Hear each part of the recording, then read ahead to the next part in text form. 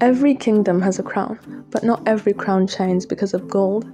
Some glow because of the secrets that fairies whispered into them, secrets only one queen ever learned to hear. This is the story of the Queen and the 3 Fairy Oaths. Hey everyone, I'm Artsy Caddy. In today's video, I'm going to be reading a fairy tale while sketching a full spread in my sketchbook. The drawing is going to portray the story, so I think this is going to be so much fun to do. Let's get straight into it. Queen Elara of Northhollow was not the sort of ruler ballads usually loved. She didn't ride dragons or wield dual swords. She carried a small silver notebook everywhere and wrote down everything people said. Some whispered she was strange, others whispered something else, that she often vanished into the woods at dusk, returning with leaves in her hair and a smile she didn't explain. They were right. Elara had been raised by her aunt, who was a retired court herbalist with connections in unseemly places. Elara knew her aunt kept secrets from her, but when Elara turned 13, her aunt finally told her the truth, that fairies lived in Northhollow's forests, and not the tiny sparkling kind, but tall, elegant beings with translucent wings that shimmered like pressed flowers. They did not grant wishes, they made oaths, and they kept them more strictly than any court documents. As queen, Elara inherited 3 fairy oaths passed down through her family. Each oath came with a guardian fairy. First was the oath of listening. Its guardian, Larkwind, had wings patterned like soft feathers. He taught Elara to hear what people meant instead of what they said. Second was the oath of restraint. Its guardian, Willowthane, had wings like pale green grass.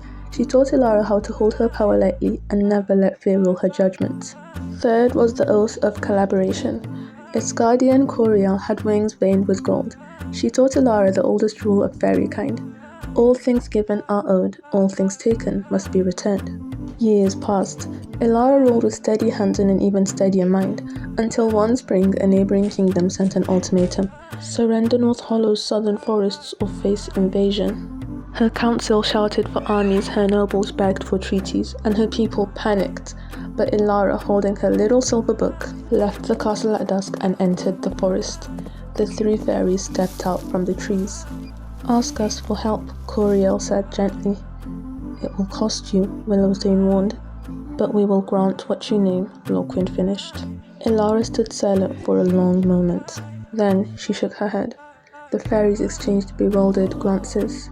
"Then what will you do, Queen of Northhollow?" Coriel asked. Elara knelt on the moss, placed both hands on the earth and spoke with steady conviction.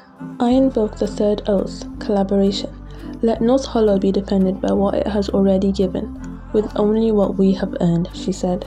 The forest went still.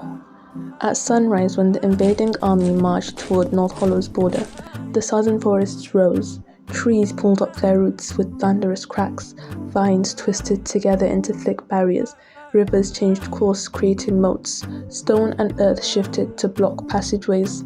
For centuries Northhollow had protected these lands, and now the land was returning the loyalty it had been shown. The invading armies retreated by noon, and Elara returned to her castle, sat at her desk and wrote one quiet line in her silver notebook. "Nothing loyal blooms without being tended."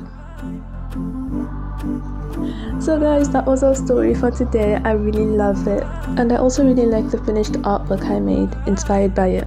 I think the only thing missing is the silver notebook. I should have sketched it somewhere, but it's still really cute.